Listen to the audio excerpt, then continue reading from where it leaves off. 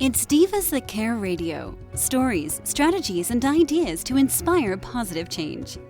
Welcome to Divas That Care, a network of women committed to making our world a better place for everyone. This is a global movement for women, by women, engaged in a collaborative effort to create a better world for future generations. To find out more about the movement, visit divasthatcare.com after the show. Right now, though, stay tuned for another jolt of inspiration. Hello, everyone. Thank you, Jubilee. Thank you. This is Sheba with Sheba Shares. We have another space in time to just share with a beautiful, absolutely beautiful soul, presence, energy, woman. Yes, thank you. Woman, entrepreneur, mommy, which I just, oh my goodness, so many different beautiful titles and just amazing things. So I thank you for tuning in to this time of Sheba Shares. You're going to meet another amazing woman who is doing amazing work. And I'm just honored to have you on the show. As we start, just introduce yourself. Let us know who you are. Where's home? Where are you representing from? Go ahead, girl. Word. Okay, so I'm Halisi Ali El, but I'm also your girl Wisdom. Wisdom, and home is in Seattle, Washington, but home is originally Toledo, Ohio. So I call myself, I'm from the Mud City. So I'm the mud flower, represent all out here in the West Coast in Seattle, but home is Toledo, Ohio. Excellent. Wow, I didn't even know. I'm saying okay, girl, but tell us about share. What do you do? Who are you? What do you represent? Yeah. Thank you for that intro too. That was so bomb. Girl, what do I do? Right now, author is my newest thing that I'm so proud of, but I'm author, I'm mom, I'm life coach, I am community advocate. I wear so many hats, man, and they just all fuel, what do I love the most is education. So and my music right now, I'm like, how could I forget that? My music is my biggest thing right now. So everything ties in, I'm always trying to drop knowledge and share with the community, whatever I could do to empower, right? And love. So I could go on a rant, girl. I'm like, so one of the things I will say is that you were very humble. Because you didn't even mention author, even though I know we mentioned it before. You didn't mention, a recording art. You didn't mention that in the thing. So this is some new things that I'm discovering. So, okay, give me 1 second. Let me tell you, sometimes when people are like, what do you do? I was in corporate America first in nonprofit. So I'm an admin bookkeeper, right? Finance person.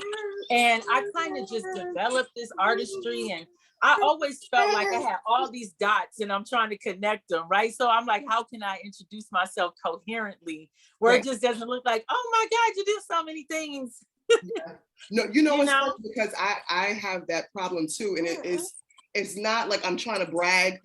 Sometimes people, because of their insecurity, they're like, well, who does girl think she is? But I'm like, no, literally, I have a friend, and she's more a sister, and she has this ongoing joke where anytime usually if the idea comes to me, she's literally one of the first people I send it to.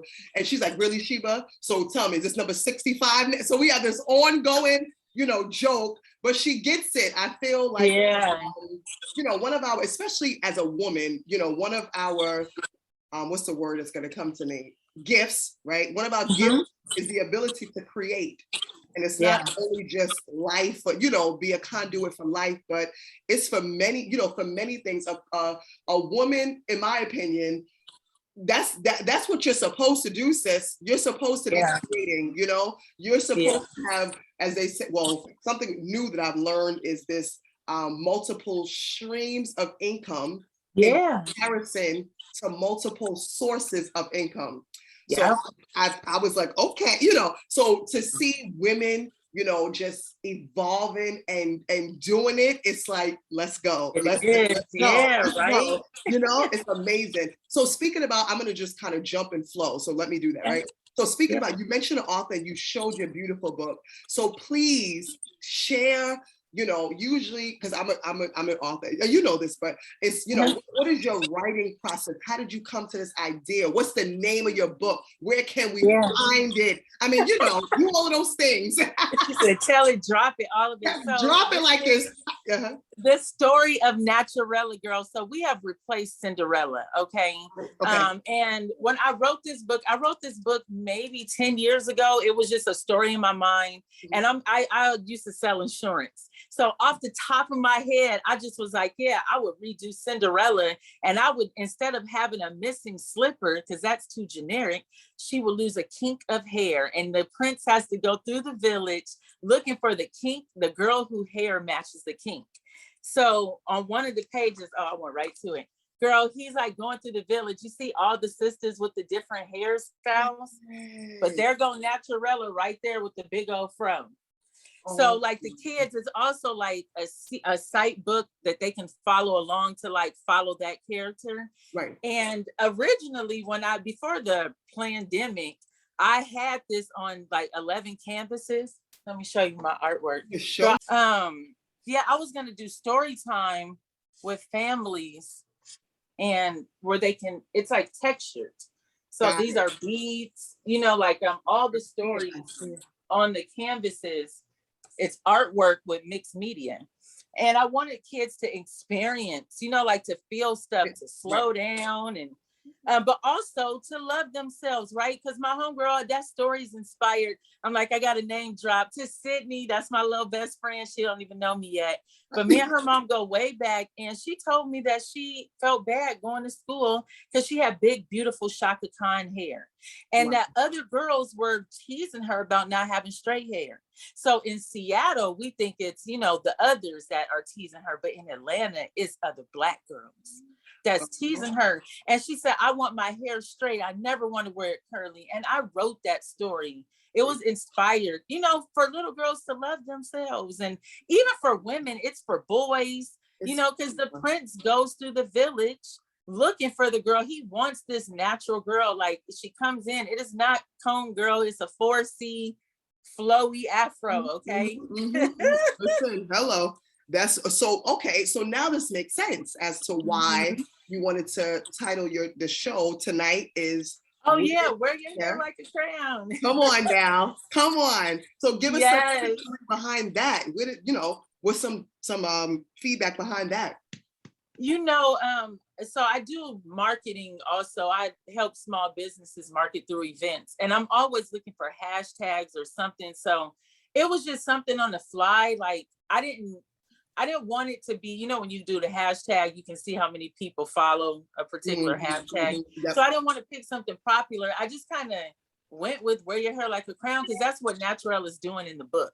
So I got it. And it's malleable enough to where I could fit other events and things in that hashtag. So I don't know. It was like off the seat of my pants, girl. Like, I don't know. Yeah, it happens because you're a creator.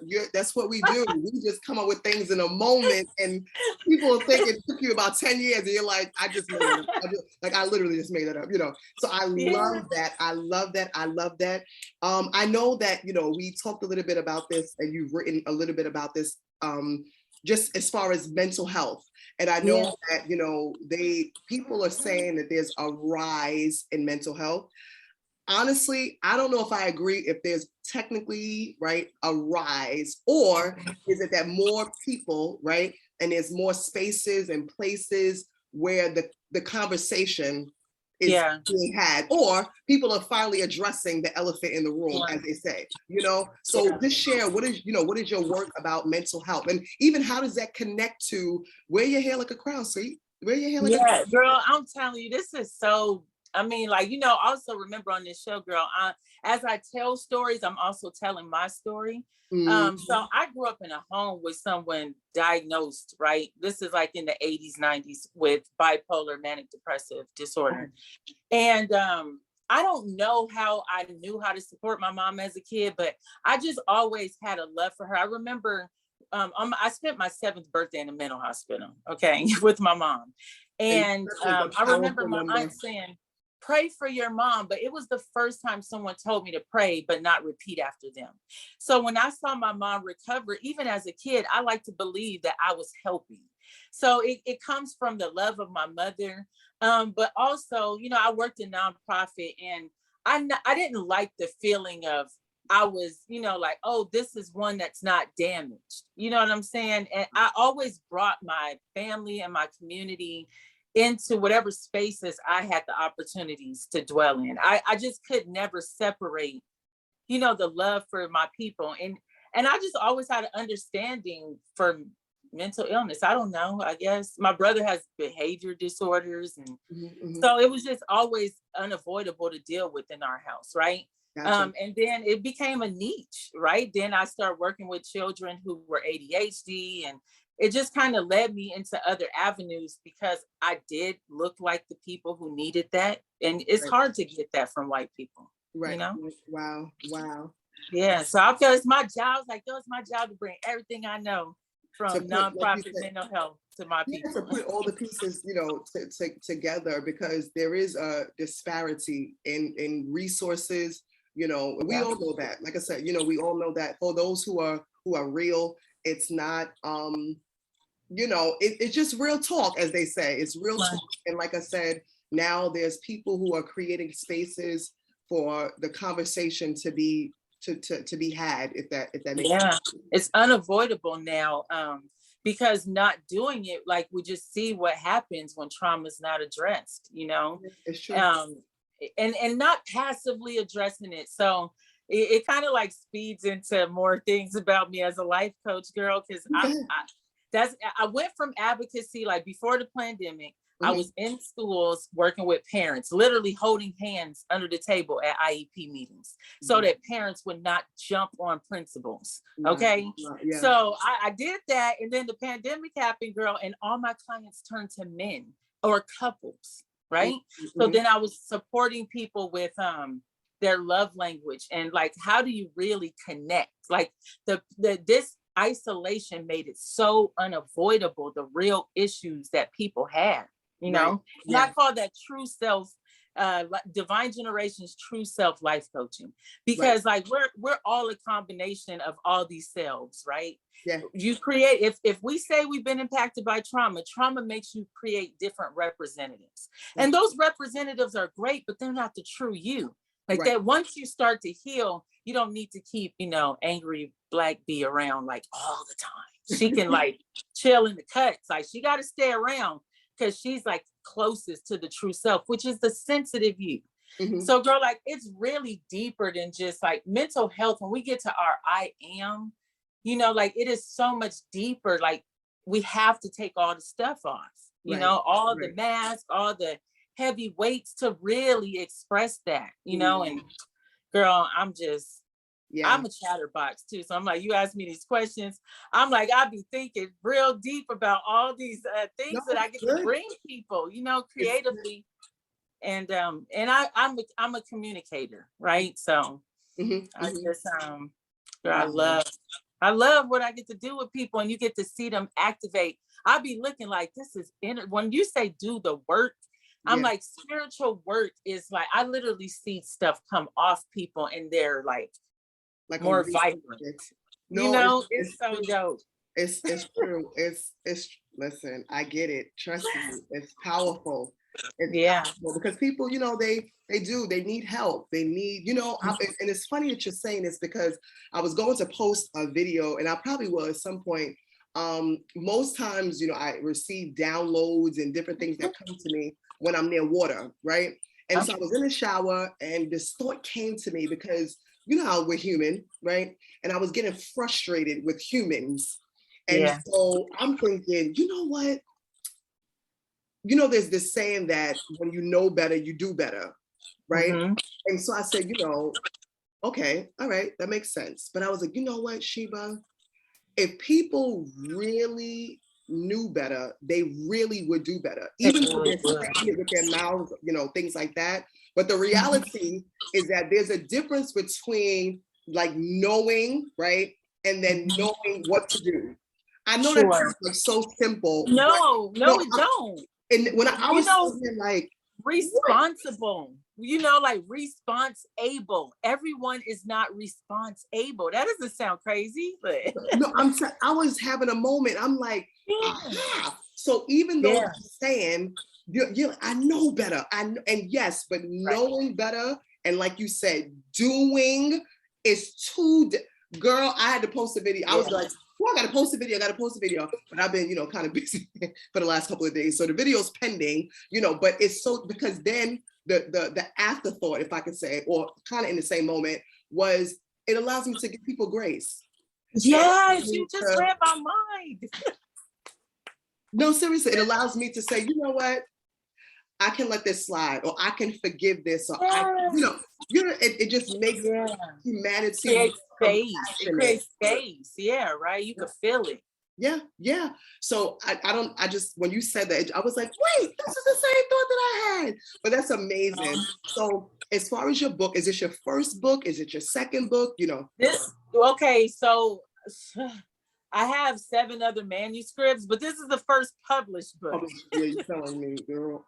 This is the first published book, yes. Okay, all right. And is there a certain theme about your books or your way of writing, or Well, girl, I am a dreamer.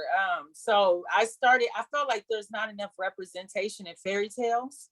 Okay. So I started with fairy tales. So this is the first of 3. So there are 2 other books that will join this book as a companion set in the future. But I started with fairy tales first. And then I told you I'm always educating. So my ex-husband was a Haitian. And so Creole is a language that we speak in our house. And we're always telling the baby reposo, relax. And so he and I are working on co-authoring that book. So that kids, they can learn another language, but also see ways that they can relax, Wow. Because I told you when I first started work, it was with children. Right. And so even with my kids, trying to teach them calm down techniques and strategies, keeping them grounded, because, one day I'm not going to be able to do that for them. So everything, however I can teach or share knowledge in a fun way, girl, I'm always on it.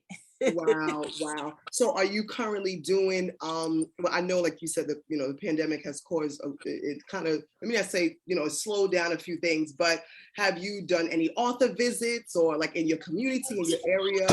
I did one with Seattle Urban Book Expo. A friend of mine, Jeffrey Cheatham, he is the founder of that. And I did that, but hosting my own, girl, I'm a little bit of I like my ducks lined up. So I just like in planning mode right now. Okay. But I am set to do some readings. You see my little ones in the background? Don't come in here super loud. Y'all could be in here, just I gotta be able to talk. I can't yell over.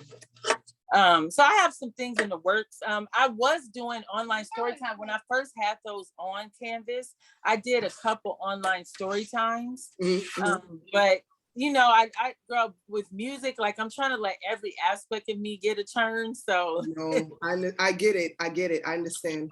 Everything's in rotation, but yeah, I got some things coming up. I'm hoping, girl, my biggest dream is the Love Freedom Revolution tour. And, when I grew up, I heard everyone say, Black people don't swim, Black people don't ice skate, Black people don't surf. It was all these things Black people didn't do. So now I'm in the West Coast, girl, and I'll say, I got a Black person that do everything. I got a rock group. I got all that techno music, authors. So, the biggest dream, I would start, when I really am doing my book events, I want to start in my hometown of Toledo and just kind of go to different, where I have friends or family. That's kind of how the tour will go. Well, speaking of that, right? What is your secret? Like, what is your secret? How do you do all of these activities? Come on, wisdom. Give us some wisdom. I know, huh? I love it. Girl, I was like, Spirit's been having me in the chokey, okay? So how I do it is I've been trying to slow down. That's been my biggest thing. It's like slow down, have some kind of way that I greet my own energy. So I in the perfect world, I'd be waking up doing yoga, meditating, whatever, but it doesn't always go like that. Right. So I give myself lots of grace, lots of water. Like I am a Capricorn, so I am a workaholic. Work is fun to me. And so I have to tell myself all the time, like sometimes I wake up, I work third shift too, mind you. So I wake up and I'm like, I can't move. I don't feel like it. And I've just been letting myself go with that. Like, follow my feelings. If I don't do that today, it's fine. So I guess that's the secret, is just to be so gentle with myself. When I'm tired, sleep. When I'm thirsty, drink water. When I don't want to work or talk, put my phone on do not disturb. Like honoring my feelings truly and not feeling bad about it. Right, yeah, that's something I've been working on too. It's the work though. What did they say? Rome wasn't built in a day or something. No, it wasn't. Because like I said, once the girls are sleeping, that's it. I go into this, and so I've been allowing, even people been saying like, Sheba, you're sleeping, because I'm not a napper. I'm not because I've always had this fear of people calling me lazy. I know, me too. I'm like, one thing that people will never would even touch the tip of their tongue is for them to ever say that, I don't know where that came from, but now, especially having, my daughters, it's slow. Like you said, it naturally just slowed me down, and just to, allow me to appreciate the present moment. What is happening right now, to be present, to be focused, to be in tune, as you're saying, right? So it's just been powerful. So tell us, there's a few things I want you to do right now. I know you mentioned what are some other projects you're working on. Also, where can we find you? Where can we find your book? Listen, talk to us. That part. Okay. Look, I like how you cue me back in, because girl, I'll be ranting or forget to say something. So right now on Amazon, I'm doing some updates on my website to be able to have a store. I'll be selling some merchandise, some of my little wisdom sayings on things. But right now you can get the book at Amazon, and most of the proceeds are going to me. My publisher, Life Chronicles Publishing, I'm totally glad that I worked with them. So yeah, either through the publisher or through Amazon. Amazon's the easiest way. You'll have your book in like a day. Okay, and now tell us again, what's the name of the book, please? Oh, The Story of Naturella. Excellent. And I know you wanted to mention what are some other things that you're working on. Where can we find you? Are you on social media? So, okay, I'm like in a little bit of rebranding. So I know I do intuitive reading. So I started this little page on Facebook. So you can find me as Halisi Ali on Facebook there. I do have Divine Generations Life Coaching, where I do take bookings and, do consultations, still see families, still taking new clients. And then, where else? You said SoundCloud will be dropping Juneteenth. So I'm actually going to the studio tomorrow. I'm recording 6 tracks. My 2 hot singles that I'm so proud of is Love Yourself and Womaness. Womaness is super sexy. It is also going to be a traveling burlesque show. So I am just super damn happy, girl. You are taking, listen, I am so proud of you. I'm going to say that I'm proud that I had this moment, because who knows if we'll have this moment again. Heck yeah. Sheba, girl, next year. And I'm like, it's okay. So do you, as they say, continue doing you. Thank you so much for just, sharing this moment in time with me. I wish you all the absolute best. And I'm thanking you. This is my first time meeting you. Actually, this is kind of and I'm feeling the vibe. I'm loving it. So listen, so thank you all of the listeners for just stopping in, checking us out. Please make sure that you've taken some of the nuggets from Miss Wisdom herself.